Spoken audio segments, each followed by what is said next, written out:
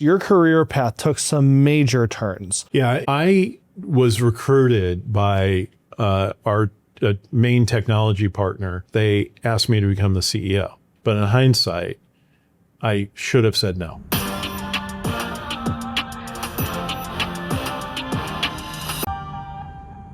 Today on the Servant Leadership Podcast, we welcome James Ackerman. From serving in the United States Coast Guard to leading publicly traded media and technology companies at the center of global attention, James rose fast and carried enormous responsibility early in life. After seasons of prominence, pressure, and burnout, James entered a period of deep personal and spiritual rebuilding that reshaped who he is. That transformation ultimately led him to becoming CEO of Prison Fellowship, the organization founded by Chuck Colson, guiding it through a period of major turnaround and growth. Today, James continues to lead at a national level, helping shape leaders and organizations. Join us as James shares hard-earned lessons on leadership under pressure, failure and redemption, faith in the public square, and why servant leadership is not soft leadership, but the most demanding form there is. James, thank you for being on the Servant Leadership Podcast. Thank you for having me, Chris. I'm really excited to have you because I've been following you for a while, and your career path has been very interesting. Everything from media to large nonprofits to national movements, for-profit, nonprofit. You have had a variety. Talk a little bit about your career path and how it even flowed together to get to where you are. So my career path was one that was kind of very untraditional. I grew up in a household where my parents were both in the television business, and my father was a very big name in the TV industry. Actually, has a star in Hollywood Boulevard. And as I think it happens with a lot of young men, I was terrified of competing with his career. So I was due to go to college and I was enrolled in university, but I actually made the decision to sign up and join the United States Coast Guard. I went to boot camp right out of high school and served in the Coast Guard for 4 years. Wow. That was my bridge to adulthood. And it was through that experience that I largely found myself and realized I was a very different kind of man than my dad, and I never had anything to worry about. But what is particularly uncommon for me is I never returned to college. And I went straight into sales, and from that into marketing, and from that into business development, and that into general leadership. So I became a CEO when I was only 33 years old, and I've pretty much been one ever since. Wow. And that is the Coast Guard. I can't even imagine how good of a gap that would have been for you to bridge into adulthood. You jump into being a CEO at a young age, and you're kind of tossed right into it. And you quickly rise up to some level of fame, if you will, where people know who you are. Talk about what it was like being so young and raising through the ranks so fast. Yeah, it was really quite an experience. So the company that I was thrown into, literally, was a company called British Interactive Broadcasting, which produced all of the interactive TV services for Sky Digital, which, if you think about kind of DirecTV, it's a UK version of DirecTV in a way, but much bigger, actually. And it was a tremendous time at Sky. It was, the transition from analog to digital was crazy. And I was the managing director of something called Sky Ventures, which managed all of Sky's partnerships it had with TV channels, like the UK version of Nickelodeon and History Channel, National Geographic, and all of that. And I got called off vacation one day and told I was going into this venture. This venture is a very high-profile venture. The partnership was between British Sky Broadcasting, Sky TV, British Telecommunications, the main telecoms operator in the UK, HSBC, the bank, and Panasonic, the consumer electronics company. Wow. And they had put £600 million into this company. And I got called off vacation and told that I'm going into it as a CEO. I would become the third CEO in a year. They burned through 2 other CEOs in less than a year. And I have to say, because it would be disingenuous not to say, that my faith has been at the core of my career. And I don't believe that if it wasn't for the fact that I self-identify as a follower of Jesus, I don't know that I could have done it. But by God's grace, we got that company off the ground, and Sky bought the other shareholders and brought it back in-house. What we were doing was so innovative and so different. The press was following it. The business press was following it like crazy. So I remember once I was on the tube headed to my office, and a man was holding up the business section was reading the business section of the Telegraph, and I was staring at a picture of myself. Wow. It's pretty funny. So I was in the Times, the Telegraph, regularly on BBC News, ITV News, and I started to become recognized, and I started getting invited to like these big conferences. So I presented with Larry Ellison at CES. Wow. I presented at the Merrill Lynch European Media Conference to an audience of 1,500. I was invited to number 10 Downing Street 3 times. My wife and I met the Queen of England, right? And so it was really heady stuff, very, very high profile stuff. But it also went to my head. And that became... Well, and that's interesting. We talk a lot about servant leadership on this podcast, and clearly everyone, you're being successful in that role from an outward standpoint, and within the company, you're having great success, and you're talking about it going to your head. What leadership lessons were you learning at the time? And also, did servant leadership even play in at that point, or was that not something you were thinking about necessarily? 100% played into it. So there's two things that come immediately to mind from that time that I learned. One, I drew back on my experience in the Coast Guard. So one of the things I realized when I was in the Coast Guard on the search and rescue team is that when things would get super intense, like we're putting out a boat fire, right? Or rescuing people out of the water, right? Super, super intense. I get really calm, like really calm. It's weird. And so in this situation where we're responsible for launching a company, we have like 120 employees at this point. They are terrified about whether they're going to lose their jobs. They don't know who I am. I've just suddenly been introduced to them as the new CEO, the third guy in a year, and they are terrified. And I am just calm as a cucumber, right? And the other thing I learned was communicate and communicate often. You have to be wise in terms of communication as a leader. You can't share everything because then you really panic people. But as much as you can share it with people, communicate, let them ask questions. So we had regular meetings with all the staff to talk about what was going on, what deals we were working on, how was the technology coming along, and keeping everybody informed, which helped calm people down and keep them focused on what they needed to do. And that was part of servant leadership. Wow. Is being calm at a really intense time helps people get calm themselves because they're looking at you. And if you're okay, why am I not okay? Right? Right. The other thing is the transparency, the humility of just opening up and communicating. This is where we are. This is where we need to make progress. And, here's how things are going. Wow. So at some point, this is going really well, and you transition out of that. Actually to a vendor, right, of yours at some point. So you move into that world, you're still in the for-profit world, and things are going really, really well. But as you're thinking through what's next, your career path took some major turns that you probably never could have guessed or imagined or even dreamed of. Talk about how your career changed from there. Yeah, I was recruited by our main technology partner, a company called OpenTV, which had recently gone public at the time. And they'd raised like $200 million. I was originally brought in to be the president chief operating officer. But then within 6 months, they asked me to become the CEO. It actually, in hindsight's 2020, but in hindsight, I should have said no.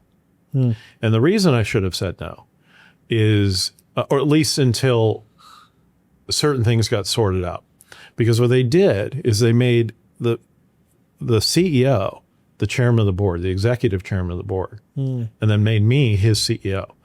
So the board decided that he wasn't the right person to be the CEO, but he's still the right person to be the chairman of the board.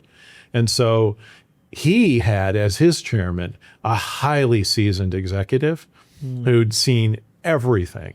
And as a young guy, because remember, I'm still only like 35 at this point, right? I'm still a young guy. I'm leading a public company and I need coaching. and I didn't have that coaching. And so it became very political between me and the chairman of my board. I didn't have a mentor in my life on any front. I didn't have a business mentor, and I didn't have a personal mentor. And then I started to make some personal decisions that took me down a very bad path. And so, I put my marriage at risk. I was not a very engaged father during this season. And I started when the bloom was coming off the internet rose in early 2000 or in the 2000s. 9/11 happened the year after that. We ended up being an acquirer. So we bought 2 public companies and 2 private companies and integrated all of them in together. But by the end of my first contract, I was completely spent, completely burned out, needed to make a change in my life. And it turns out that my new chairman, that was yet another new chairman that was coming on board, I've served under 5 during a 4-year contract, really wanted to be the CEO. And I'm like, have it, please. So I left there. I advised him for a year. And that year was among the most productive seasons in my life. What did you learn about leadership in that year that maybe you hadn't learned with all of the amazing public experience you had had? I once heard a radio interview with Norman Mailer, who said his 4 years in the Army during World War II were the worst 4 years of his life, yet the most valuable, because out of it, he wrote The Naked and the Dead, which made him a literary lion. I would say my tenure at Open TV as the CEO of Open TV were the worst 4 years of my life, yet the most valuable, because they made me a 3-dimensional man again. Wow. And during that year, it's like God breathed life into me. In the Old Testament, there's a book called Ezekiel, and in the latter part of Ezekiel, there's this section that talks about Ezekiel's prophesying about the valley of dry bones. And it's literally a valley of just bones. And that's where I was at that time. I was just bones. And during that year, just as the prophecy shows, God puts ligaments and forms the bones and creates bodies again around the bones and everything. And that's what happened to me, is that I became a 3-dimensional man again. So I became very intentional about my marriage and loving my wife well and taking lots of long walks together and talking things through, driving the kids to and from school, planning dinners. I actually took cooking classes.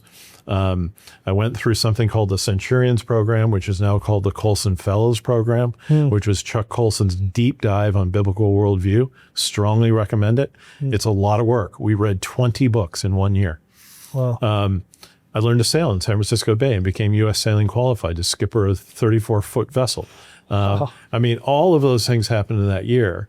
But it really informed me about what good leadership needs to look like. And one of the most important things I learned is that the whole person and respecting the people that you work with, work for and work with and who work for you is an extremely important thing to do. They all matter.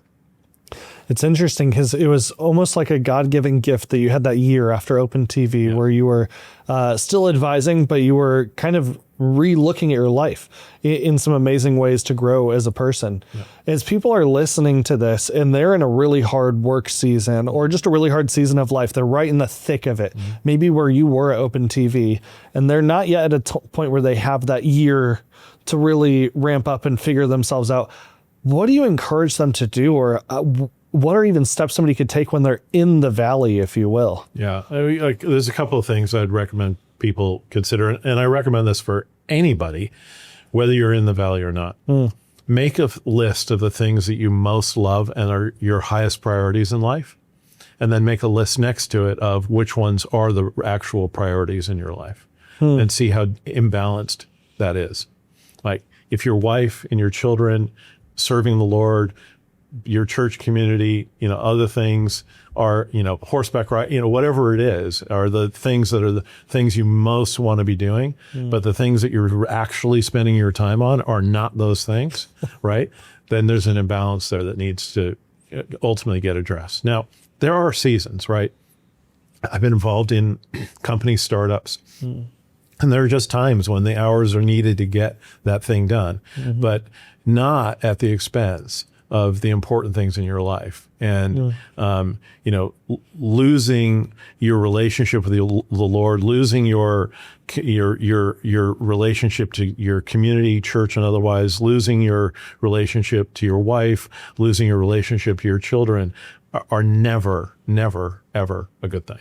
Yeah, that reminds me so clearly. There's a guy we had on the podcast named David Ratcliffe, who people know throughout the world. But one of the things that he has shared with me over the years is the reminder of don't sacrifice family on the altar of business. Right.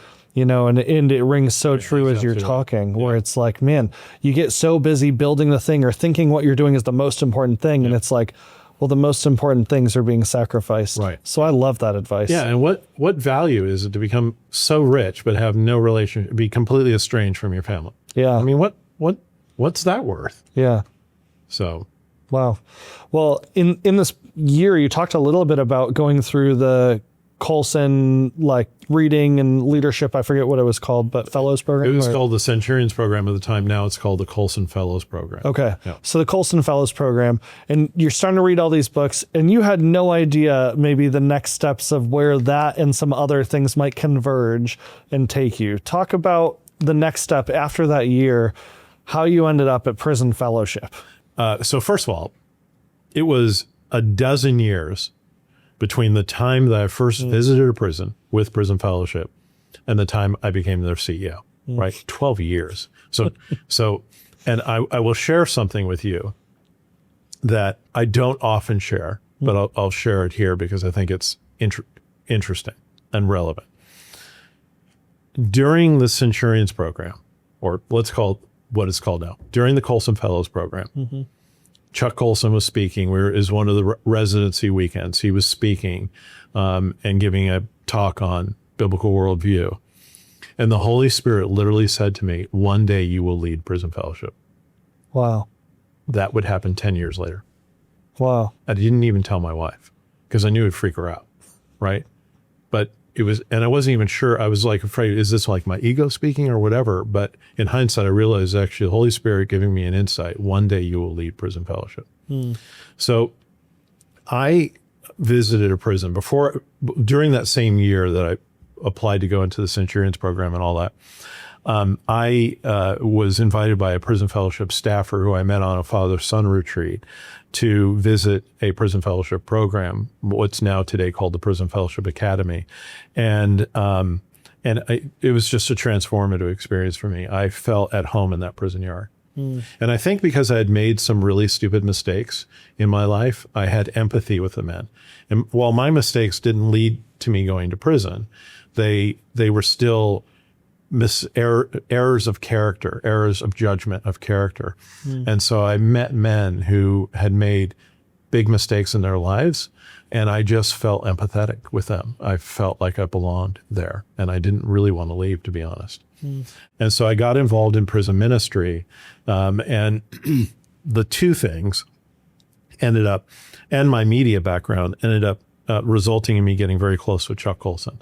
So I consider Chuck Colson a mentor in my life. We had a lot of time together. We didn't always agree on everything either, by the way. But we spent a lot of time together, and his thinking, he was a tremendous mind. His thinking really helped form and forge my thinking. I said to Chuck, you've ruined my reading of the New York Times, because I can now read an article and know what the worldview is of the reporter or the writer of the article, right? I think about that, which before I just read the article. But yeah, both were tremendous experience. Wow.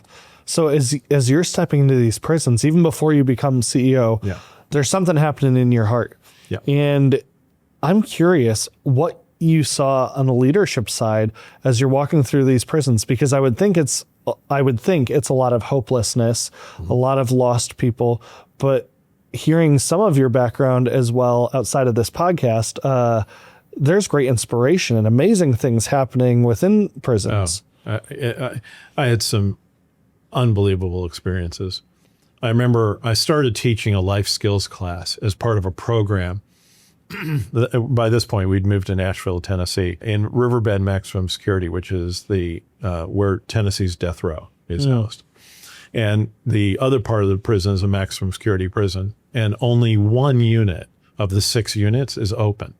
So 3 are like total supermax lockdown. You're in your cell for 23 hours a day. 2 of them are called close units, which means you stay in the unit, may have a small yard outside the unit, but you otherwise stay in the unit. And only unit 6 do people leave and go to a chow hall and do jobs on the prison grounds. And it was guys in that unit who could go through this program, right, that I was helping to teach. And I remember once there was a guy, I won't name names, but there was a guy, an African-American guy, who was the first day of the first class with him in it. And he was so angry. And I won't say exactly what he said because it wouldn't be appropriate, but I'll let your,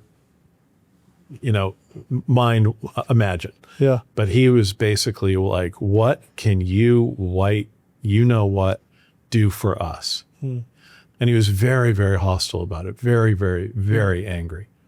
And so one of the first things I did in the class was I had everyone give a little bit of background on their story, and they could fill it in any way they want. Just tell us about yourself, right? So he shared that he had been a copy editor for the Detroit Free Press. Wow. But he was also a drug dealer. And some guy owed them money, and they went on a chase to chase him down, cross multiple states, and they finally caught up to him in Tennessee, and they killed him. Now, he didn't pull the trigger. It wasn't his gun.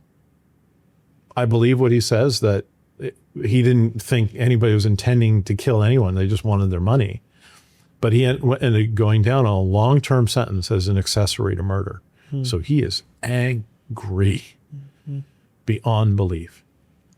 And the Lord, this is the thing about that happened during that year that you mentioned after Open TV. The Lord helped me see the value in him. Look beyond the anger and look beyond the verbal attacks and just see the value in him.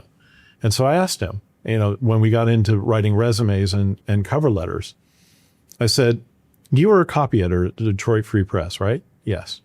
I said, would you be willing to review the resumes and cover letters of every guy in this class? And I said, not just the black guys, the white guys, the Hispanic guys, everybody, right? Will you be willing to do that? Yes. I said, could we find a space for him to meet with the guys? And we arranged basically that he could have the chapel every Thursday at 4:00 for the next 3 weeks. And the guys could come in with their resumes and cover letters and have him review them and have him, edit them for them. These were some of the best resumes I've ever read, right? But the thing that was most important is that this guy was given purpose. He was shown dignity. He was shown that he had value to bring, and it completely changed his attitude, completely transformed his attitude. That's the approach I've tried to take in leadership, period, is to see the value in people. Look, sometimes you have a person who's not in the right seat. They're just not in the right job, and you're actually doing them a disfavor by holding on to them. It would be better to let them go and find the place where they need to be, where they can fit in well. But it's important to see everybody as a person and to see them as having value and having dignity and treating them that way. Wow. Yeah, there's something about finding purpose that might even help somebody develop and lean into their servant leadership skill set. Right. It's unbelievable how that works. I'm curious, for those that don't know about what prison fellowship did or does, or haven't even heard of Chuck Colson maybe, right. What was it like? Because it seems fairly abnormal for somebody to end up in a prison helping and walking alongside prisoners. Right. Yeah. So Chuck Colson was in President Nixon's White House. He was his special counsel, and he got caught up in Watergate, and he ended up going to prison for it. And before he went to prison, he gave his life to Jesus. And while he was in prison, he realized that men and women by proxy are amongst the most marginalized in society. So he committed himself to starting an organization to serve the needs of incarcerated men and women, returning citizens, and their families. And he launched Prison Fellowship. Chuck had two great passions: serving the incarcerated and biblical worldview. So he's a great mind. He was a Marine captain. He was a lawyer. And he had just a great mind. He wrote some tremendous books on biblical worldview. But his other great passion was serving the incarcerated. And so I ended up sharing both of those passions with him, but particularly the prison ministry. You can't keep me out of prison. I've been in prison hundreds of times now, and I love it. I love going to prison. And I've met some of the most interesting people, and I've had the opportunity to pray with people who just, whose hearts are just broken, who are truly repentant, can't believe they did what they did, may never get out of this place, but want to make things right in their life as best as they can. And it's just been that just sense of empathy and journeying together in life has been just really, really good for me. And, I would go on, long before, I went ultimately was the turnaround CEO of a TV channel called Documentary Channel, a cable and satellite TV channel, a vendor of that company called Broadway Systems. I would package them up so they could be sold. I went back into the commercial world while I was also going into prison and volunteering. And so the balance for me of being a business guy, but also having time in my life where I was investing in the lives of others is, again, one of the things that really help enrich me as a person, make me a more complete person. Wow. Well, when I think through, and you mentioned this a little bit ago, but getting the right people in the right seats on the bus, I think of Jim Collins, right? And his Good to Great. But one of the things that Jim Collins talks about when he talks about the level 5 leader, and he talks about this, I don't remember if it's in the books or just in other conversations I've heard with Jim, but one of the things he talks about is you don't know if you're a level 5 leader until after you leave the organization and see, is it better without you there because you've set up the leaders well behind you, right? And or something to that effect. Yeah. You've been through so many positions of leading various companies and even Prison Fellowship at the end, leading Prison Fellowship and then handing it off to the next set of leaders. Yep. What was something that you kept in mind as you're trying to hand an organization off into good hands so that the organization set up well, the person set up well, the people you're serving are set up well? How do you think about that? Yeah, so I think there's two ways to look at it. And so let's unpack the two ways. So in a situation where you are marching to an exit, in other words, in the case of Documentary Channel, we sold it to Participant Media. In the case of Broadway Systems, we sold it to a global competitor. You do everything you can when you're handing off the reins of the organization to the buyer to advise them as best you can on how you might take things forward. They may or may not listen to you, right? And that is out of your control. In my case, I'm a fix-it CEO, as my friend calls me, right? I go in and I fix things. So I've been a CEO 6 times now, and the longest tenure was Prison Fellowship at 7.5 years, right? But the shortest was 24 months, right? And that was Broadway Systems. You're there to fix things. So when I went into Prison Fellowship, and by the way, you don't realize you're a fix-it CEO until you've done it 2 or 3 times. It's the Jim Collins thing. Like, you look back and you're like, oh, there's a pattern here, right? So in the case of Prison Fellowship, from day one, I was praying, Lord, am I in here for a short period? Because it was a pure turnaround. Prison Fellowship was a mess. Chuck Colson had passed away 4 years before, and it was in a bad way. And am I here just to lead it through a turnaround and then hand off to somebody else?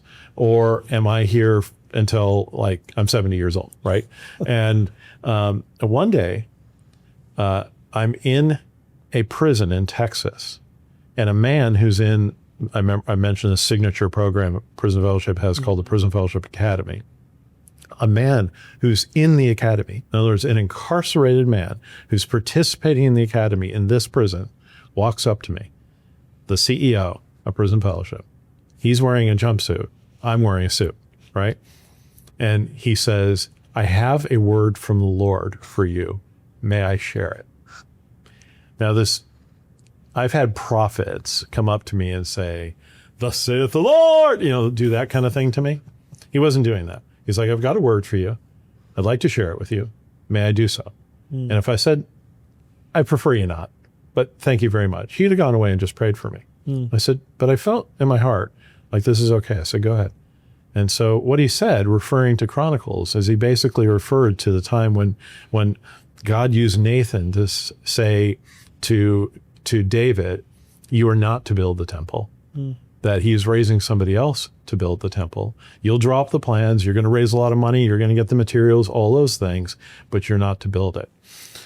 He said, God is raising somebody else after you to lead Prison Fellowship. And God is using you, as he is now, to raise a lot of money and build the organization and get it in the right direction and get it on the right footing and all of those things. But he's raising somebody else to take over from you. Wow. So I went home. That was like in October. I went home, and that Christmas season, Christmas break, really prayed deeply into that and read like as much about David as I could read, and came to the conclusion that this was from the Lord. And I knew who he was talking about. He was talking about a member of my staff named Heather Rice-Minus. So I began very intentionally preparing Heather to take on more responsibilities, and ultimately, after about a year and a half, went to the board of directors and said, I believe Heather is my natural successor. And it's never the CEO's job to appoint his or her successor. That's the dominion of the board. But I was recommending her to the board, and they interviewed her and met with her for about 14 or 15 months before they finally came to the conclusion, you're right, she's the one. And so then we began a transition out. It's one of the my tenure at Prison Fellowship was probably my most satisfying leadership experience in my career. But it was difficult. The organization was going in nosedive. The culture was toxic, but God everything about it was just so beautiful to see how God worked with and through us during that season. And then I got to lead it through COVID, where God did more miracles. It was amazing. And then after that a little bit, then you started leading a national men's movement. Yes. And I mean, all kinds of leadership lessons there, I'm sure. But what led you to be even thinking about jumping into leading a national men's movement? Well, I wasn't thinking about leading a national men's movement. I got asked by a chairman of the board of New Canaan Society to advise the board on developing a roadmap for the future of NCS. NCS had parted company with its founder like 8 years before, and it just never really found it. The national office never really found its footing again, and so they asked me to come in and help them do it. And the thing that was became very clear to me very quickly, is that the main thing that the national office needs to do is to provide value to the chapters. It really is the ultimate servant leadership role, because the head organization actually needs to put itself into a service position to the chapters and help the chapters to grow and help new chapters to launch. And so that's what we're doing. We're doing all kinds of innovative new things that is really exciting. And I love public speaking, and I get invited to come speak at chapters all the time. So, it feeds that part of me as well. So. Wow. Well, James, I'm thankful that you were willing to share your story on our podcast and give some great takeaways for people to think about. Sure. Before we wrap up, I want to ask you 10 rapid fire questions. Sure. Where you just say the first thing that comes to mind, and there's no wrong answer. Who's the first person you think of when I say servant leadership? Jesus. All right. 5 words that most describe you. Leader. Tough. Compassionate. Listener. Discerning. Those are good. Favorite author or book? Oh, wow. My new favorite book I'm reading right now is called Resurrection. It was written by Leo Tolstoy. Wow. First published in 1899. Its book is marvelous. Wow. Marvelous. Yeah. People have to check that out. Favorite thing to do in your free time? Walk. I love to walk. I love to walk alone and think things through. I love walking with my wife. I like walking up hills. I like walking on flat surfaces. I love to walk. Wow. Favorite food? Italian. All right. What's a surprising fact about you? I used to be a registered marksman with 2 weapons. Oh, that's cool. Favorite place you've been? Oh, Puglia, Italy. It's the heel of the boot. It's a wonderful place. Is there anywhere you want to go that you've never been to? Oh, yeah. There's scores of places. Where's the top place? Probably Greece. All right. Best advice you've ever received? Oh, my gosh. I've received so much good advice. You have 2 ears and 1 mouth for a reason. Learn to listen first, speak second. That's good. All right. And finally, obviously, we're on a podcast about servant leadership. Why do you think servant leadership is so important for people who are listening? Because you get the best out of people when you take a servant leadership approach and you build a culture where people trust each other and want to work together. If you look at serving people and helping them bring their best to play, and encouraging teams to work together, even insisting on it, you end up seeing some beautiful things come through it as a result. Wow. Well, James, thank you for being willing to be on here and sharing your story. I'm so excited for people to follow what you're doing and just learn more about you. Yeah, thanks for having me. I appreciate it. It's been so much fun. Thank you for listening to this episode of the Servant Leadership Podcast. If you enjoyed what you heard, please give it a thumbs up and leave a comment below. Don't forget to subscribe and hit the notification bell to never miss an update. Be sure to check out the servantleadershippodcast.org for more updates and additional bonus content.